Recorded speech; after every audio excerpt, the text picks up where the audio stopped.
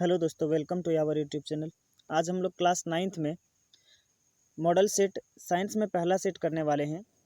इसमें भी आपको जो क्वेश्चन दिया जाएगा वो टोटल 40 क्वेश्चन दिया जाएगा और इसमें भी समय आपको 1 घंटे 30 मिनट का है। और इसमें से सभी प्रश्न जो होंगे वो आपके अनिवार्य हैं और कुल प्रश्न की संख्या कितनी है? 40 है। प्रत्येक प्रश्न के लिए एक एक अंक निर्धारित है और प्रत्येक प्रश्न में 4 विकल्प दिए गए हैं। सही विकल्प का आपको चयन करना है और गलत उत्तर के लिए कोई अंक नहीं काटे जाएंगे। मतलब इसमें भी आपका नेगेटिव मार्किंग नहीं है। तो चलिए देखते हैं इसमें से पहला क्वेश्चन क्या है आपका। पहला क्वेश्चन है, निम्न में कौन सदिश नहीं है? निम्न में कौन सदिश नहीं है? देखिए, सदिश उनको कहते हैं जिसमें परिणाम भी हो, परिमाण भी हो और दिशा भी हो। परिमाण भी हो और क्या हो? दिशा भी हो। तो विस्थापन में देखिए दिशा भी होती है, त्वरण में भी दिशा होती है और वेग में भी दिशा होती है। दूरी में आपका दिशा नहीं होता है। दूरी जैसे तैसे भी हो सकता है, इसमें कोई दिशा वगैरह नहीं होता है। ठीक है, तो आपका सही आंसर क्या हो जाएगा इसमें से? ऑप्शन नंबर डी, दूरी। दूरी एक अदिश राशि है। अगला प्रश्न है आपका, वेग परिवर्तन की दर को कहते हैं। वेग परिवर्तन की दर को क्या कहते हैं? देखिए ऑप्शन है आपके पास बल, त्वरण, द्रव्यमान या इनमें से कोई नहीं। तो याद रखिएगा, वेग परिवर्तन की दर को हम लोग क्या बोलते हैं? त्वरण बोलते हैं। और विस्थापन परिवर्तन की दर को क्या बोलते हैं?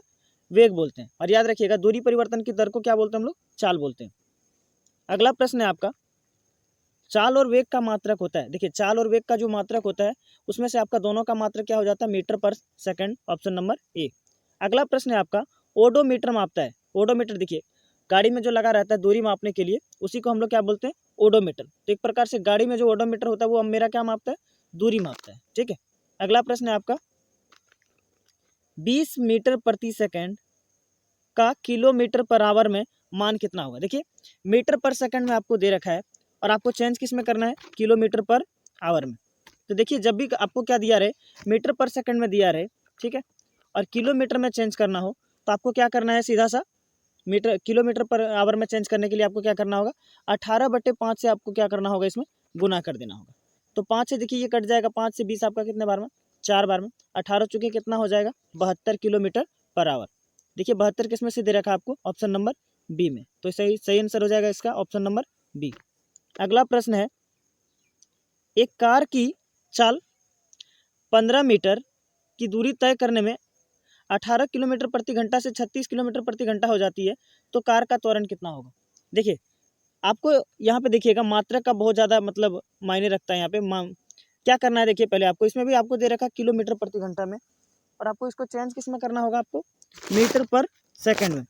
तो देखिएगा, आपको 18 किलोमीटर को अगर आप लोग चेंज करेंगे मीटर पर सेकंड में, तो याद रखिएगा मीटर प्रति सेकंड से किलोमीटर में जाने के लिए 18/5 से गुना करते हैं और किलोमीटर प्रति सेकंड से मीटर पर सेकंड में जाने के लिए 5/18 से इसमें क्या कर देते हैं? गुना कर देते हैं। तो 18 से 18 कट जाएगा। इसमें से जो पहला होगा आपका वो कितना हो जाएगा? 5 मीटर पर सेकंड। दूसरा आपको दे रखा है 36, तो 36 का क्या हो जाएगा? देखिए यहाँ पे 36 इंटू 5/18। 18 से 36 यहाँ भी कट जाएगा, कितने बार में? 2 बार में। 5 दूनी 10 मीटर पर सेकंड। और पूछा क्या है आपको? इसमें से त्वरण निकालने बोला है और दूरी दे रखा है, समय भी आपको इसमें से दिया नहीं है। तो देखिए कैसे बनेगा। आपको गति का तीसरा समीकरण याद होगा, v² बराबर u² प्लस 2as। तो v का मान आपको कितना दे रखा है? देखिए, v को बोलते हैं हम लोग अंतिम वेग। क्या बोलते हैं? अंतिम वेग। पहले देखिए 18 किलोमीटर प्रति घंटा से चल रहा था, फिर 36 हो गया, तो 36 आपका हो जाएगा अंतिम वेग। और अंतिम वेग को जब आप लोग मीटर पर सेकंड में चेंज किए थे तो कितना आया था? 10 मीटर पर सेकंड। तो 10 का स्क्वायर कीजिएगा यहाँ पे, सॉरी 10 का जब स्क्वायर करेंगे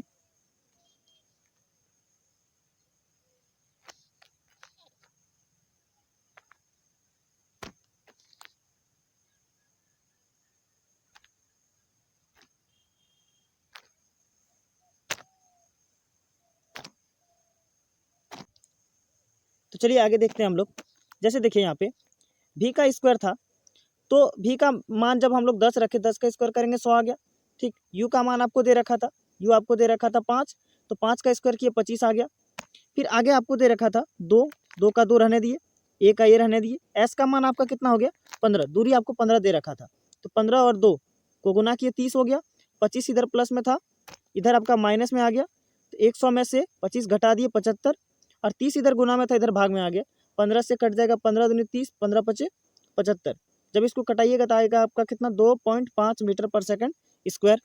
तो सही आंसर आपका क्या हो जाएगा इसमें से 6 का ऑप्शन नंबर ए 2.5 मीटर पर सेकंड स्क्वायर। अगला प्रश्न है आपका, बल का एसआई मात्रक है, तो बल का जो एसआई मात्रक होता है वो आपका क्या होता है, न्यूटन होता है। अगला प्रश्न है आपका, अगला प्रश्न है, बोला कि 1 न्यूटन किसके बराबर होता है, 1 न्यूटन किसके बराबर होता है। देखिए बल का फॉर्मूला क्या होता है, m इंटू ए, m इंटू ए, और बल का ही ऐसा मात्रक क्या होता है, न्यूटन होता है। और इधर देखिए द्रव्यमान का ऐसा मात्रक, m मतलब द्रव्यमान, द्रव्यमान का ऐसा मात्रक केजी, और त्वरण का ऐसा मात्रक क्या होता है अभी बताया आपको, मीटर पर सेकंड स्क्वायर। तो देखिए इसमें से ऑप्शन में आपको किसमें KG metre per second square दिख रहा है, दिख रहा है ऑप्शन नंबर ए में। तो सही आंसर क्या हो जाएगा आपका option number A, 1 kg metre per second square. अगला प्रश्न है कि 3 पिंड ए बी सी के द्रव्यमान क्रमशः 5 केजी, 2 केजी और 10 केजी हैं, इनमें से किसका जड़त्व तो सबसे कम है। पूछा कि किसका जड़त्व तो सबसे कम होगा। याद रखिएगा द्रव्यमान, द्रव्यमान जो होता है, ठीक है, द्रव्यमान और जड़त्व इन दोनों के बीच समानुपाती का संबंध पाया जाता है।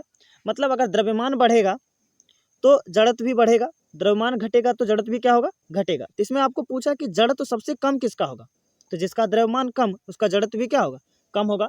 जैसे देखिए एग्जाम्पल में 5, 2 और 10 दिया, तो सबसे कम द्रव्यमान किसका है, 2 केजी का, बी का, तो इसका जड़त्व भी क्या होगा, कम होगा। तो ऑप्शन नंबर बी।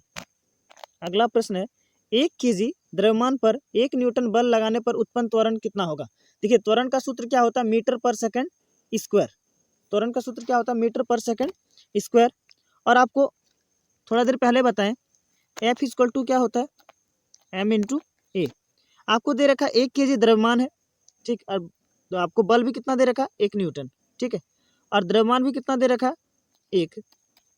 तो जब 1 और 1 को सॉल्व कीजिएगा तो कितना आएगा, 1 ही आएगा, और मात्रक तो वही रहेगा मीटर पर सेकंड स्क्वायर। तो सही आंसर हो जाएगा आपका 1 मीटर पर सेकंड स्क्वायर। अगला प्रश्न है आपका, अगला प्रश्न है, न्यूटन के गति के पहले नियम से क्या मिलता है। देखिए न्यूटन के जो गति का नियम था, इसके पहले नियम को हम लोग जड़त्व की परिभाषा के नाम से भी हम लोग जानते हैं, जड़त्व का नियम भी उसको कहा जाता है।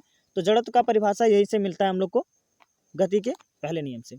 अगला प्रश्न है आपका, अगला प्रश्न है, न्यूटन गति के कौन से नियम से बल मापने का सूत्र मिलता है। ठीक, देखिए गति का जो दूसरा समीकरण, न्यूटन के गति का जो दूसरा नियम है, उसी में हम लोग को फॉर्मूला मिलता है एफ इक्वल टू एफ बराबर एम इंटू ए।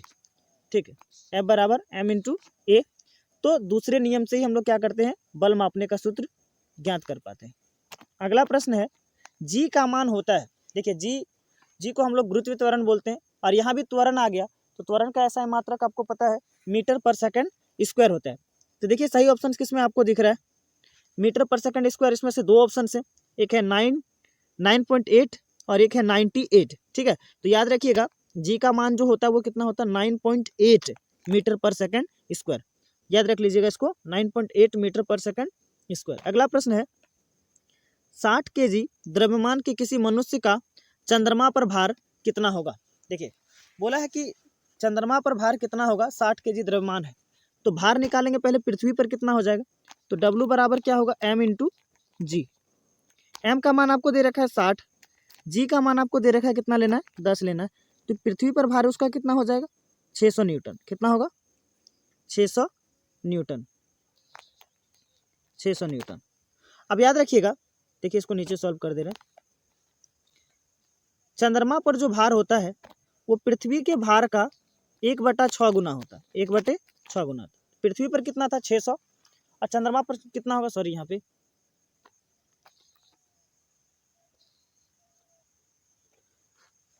1 होगा, 1/6। देखिए यहाँ पे तो 6 से कट जाएगा कितने बार में, 100 बार में। तो चंद्रमा पर जो भार हो जाएगा उसका वो कितना होगा, 100 न्यूटन। और पृथ्वी पर अगर पूछा जाता तो पृथ्वी पर कितना होता, 600 न्यूटन। तो सही ऑप्शन क्या हो जाएगा इसका, चलिए देखते हैं।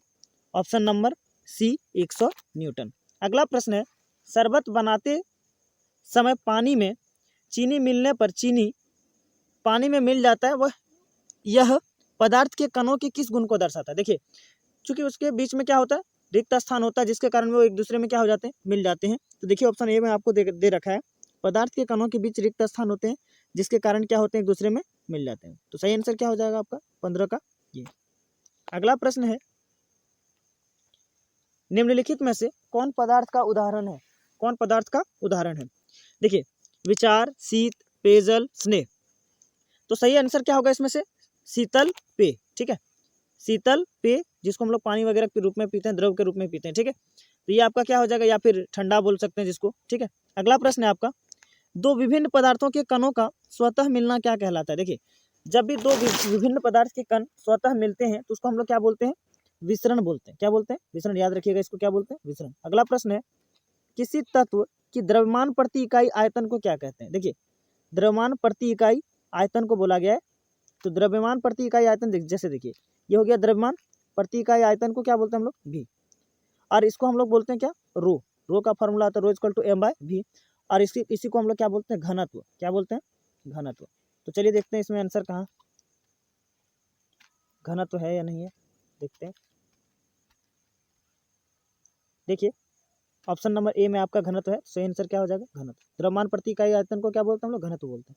अगला प्रश्न है, 2 ग्राम हाइड्रोजन 16 ग्राम ऑक्सीजन के साथ मिलकर 18 ग्राम जल का निर्माण करता है, यह किस नियम को प्रदर्शित करता है। देखिए, अभिकारक में भी आपका कितना है, 2 ग्राम हाइड्रोजन है और 16, टोटल कितना हो गया 18। और जब उत्पाद बना तो भी आपका कितना है, 18 ग्राम ही है।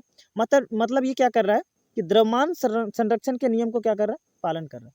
जितना उत्पाद में है उतना ही अभिकारक में भी है। तो ये द्रव्यमान संरक्षण के नियम को क्या कर रहा है, पालन कर रहा है। अगला प्रश्न है आपका, जल में हाइड्रोजन एवं ऑक्सीजन की द्रव्यमान का अनुपात सदैव 1:8 होता है, यह किस नियम को दर्शाता है। सदैव, देखिए सदैव उतना ही रहता है, तो ये किसको दर्शाता है, स्थिर अनुपात के नियम को दर्शाता है, बदलता ये कभी नहीं है। जल का कोई भी मतलब छोटा सा छोटा भाग ले लीजिए, उसमें हमेशा आपको जो हाइड्रोजन और ऑक्सीजन का द्रव्यमान का अनुपात मिलेगा वो कितना मिलेगा, 1:8 ही मिलेगा।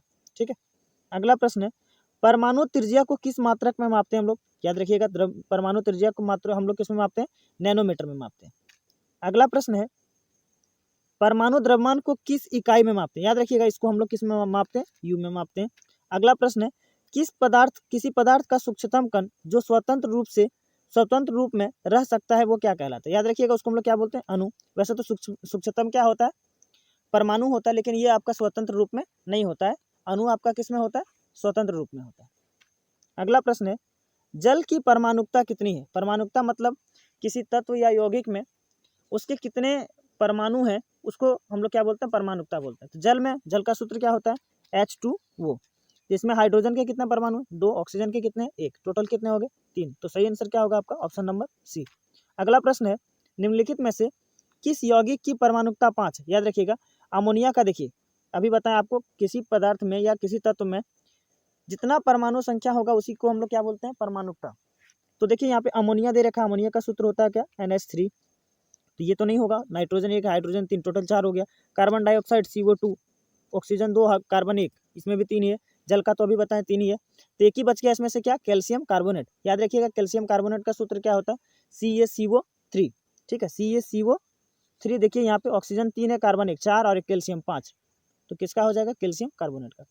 आंसर देखिए अगला, कैल्शियम हाइड्रोक्साइड का सूत्र क्या होता है। याद रखिए, कैल्शियम हाइड्रोक्साइड का सूत्र होता है CaOH का होल 2। अगला, नाइट्रिक अम्ल का आणविक द्रव्यमान कितना होता है। नाइट्रिक अम्ल का, देखिए नाइट्रिक अम्ल बोला है, नाइट्रिक अम्ल का फॉर्मूला क्या होता है, HNO3। देखिएगा, तो इसमें से हाइड्रोजन का कितना हो जाएगा, 1, नाइट्रोजन का 14 और प्लस ऑक्सीजन का होता है 16। चूंकि यहाँ ऑक्सीजन 3 है तो 16 3 कितना हो जाएगा, 48। टोटल जोड़ दीजिएगा तो आपका कितना आ जाएगा, 63। तो आणविक द्रव्यमान नाइट्रिक अम्ल का कितना होता है, 63। अगला प्रश्न है, बहुत ईजी है, देखिए बहुत बार पूछा भी गया है। कोशिका की खोज किसने की थी, कोशिका की खोज किसने की थी। देखिए अगले क्वेश्चन, आंसर देखिए इसका। तो याद रखिएगा, कोशिका खोज किसने किया था, रॉबर्ट हुक ने किया था, ऑप्शन नंबर ए। अगला प्रश्न है, निम्नलिखित में कौन जीव एक कोशिकीय जीव है। याद रखिएगा, पैरामीशियम क्या है, एक एक कोशिकीय जीव है। अगला प्रश्न है, पादप कोशिका की सबसे बाहरी परत क्या कहलाता है? पादप कोशिका की सबसे बाहरी परत क्या कहलाता है? तो उसको हम लोग क्या बोलते हैं? कोशिका भित्ति बोलते हैं। कोशिका भित्ति किससे बना होता है? हाँ, ये भी बहुत अच्छा क्वेश्चन, ये भी पूछा जाता है। कोशिका भित्ति किससे बना होता है? तो याद रखिएगा, ये किससे बना होता है? सेल्यूलोज से बना होता है। अगला प्रश्न है, कोशिका झिल्ली का कोशिका के बाहर से अपने भोजन तथा अन्य पदार्थों के ग्रहण करने की प्रक्रिया को हम लोग क्या बोलते हैं? याद रखिएगा, उसको हम लोग क्या बोलते हैं? इंडोसाइटोसिस। इंडोसाइटोसिस के नाम से जानते हैं। अगला प्रश्न है, कोशिका में आनुवंशिक गुणों की सूचना कहाँ से मिलती है? याद रखिएगा, कोशिका में आनुवंशिक गुणों की जो सूचना मिलती है वो हमें कहाँ से मिलती है? गुणसूत्र से मिलती है। अगला प्रश्न है, लाइसोसोम कौन बनाता है? लाइसोसोम कौन बनाता है? माइटोकॉन्ड्रिया, कोशिका द्रव, राइबोसोम, गोल्जी उपकरण। तो याद रखिएगा, लाइसोसोम कौन बनाता है? गोल्जी उपकरण बनाता है। अगला प्रश्न है, किसी विशेष कार्य को करने के लिए कोशिका एक विशेष समूह बनाती है, इस समूह को क्या कहते हैं? अंग, अंगतंत्र, उत्तक, व्यष्टि। देखिए, विशेष कार्य को करने के लिए कोशिका एक विशेष समूह बनाती है और कोशिकाओं के समूह को ही हम लोग किस नाम से जानते हैं? उत्तक के नाम से जानते हैं। ठीक है। अगला प्रश्न है, तना के शीर्षस्थ भाग में उत्तक पाया जाता है। याद रखिएगा, तना के शीर्षस्थ भाग में क्या कौन सा उत्तक पाया जाता है? विभज्योतक, कॉलम कायमा और स्क्लेरेन कायमा। ठीक है। और देखिए, ऑप्शन ए और डी दोनों सेम है। ठीक, और आंसर भी आपका यही होगा, विभज्योतक। ठीक है, आंसर हो जाएगा ऑप्शन ए चाहे ऑप्शन डी, दोनों ही एक ही ऑप्शन है। अगला प्रश्न है, पौधों में पत्तियों द्वारा बने हुए भोजन का संवहन पौधे के सभी भागों में कौन उत्तक करता है? याद रखिएगा, देखिए, भोजन को कौन पहुंचाता है? फ्लोएम। और जल एवं खनिज लवण को कौन पहुंचाता है? तो जाइलम। ये बहुत ज्यादा पूछे जाते हैं, ये दोनों क्वेश्चन कॉम्पिटिटिव एग्जाम में भी पूछे जाते हैं। तो याद रखिएगा, जल और खनिज लवण को कौन पहुंचाता है? जाइलम। और भोजन को कौन पहुंचाता है? फ्लोएम। अगला प्रश्न है, अस्थि एवं मांसपेशियों को जोड़ने वाली रचना क्या कहलाता है? ठीक, अस्थि एवं मांसपेशियों को जोड़ने वाली संरचना क्या कहलाती है? तो हो जाएगा इसमें से आपका आंसर टेंडन। याद रखिएगा, उसको हम लोग क्या बोलते हैं? टेंडन बोलते हैं। नारियल के रेशे में कौन सा उत्तक पाया जाता है? देखिएगा, नारियल के रेशे में कौन सा उत्तक पाया जाता है? विभज्योतक, कॉलन कायमा, स्क्लेरेन कायमा और पेरेन कायमा। तो याद रखिएगा, नारियल में जो उत्तक पाए जाते हैं वो क्या होते हैं? स्क्लेरेन कायमा होते हैं। अस्थि एक उत्तक है। अस्थि एक उत्तक है, संयोजी तंत्रिका, एपिथेलियम और पेशीय। तो याद रखिएगा, अस्थि एक संयोजी उत्तक है। थैंक यू दोस्तों, आज के लिए बस इतना ही।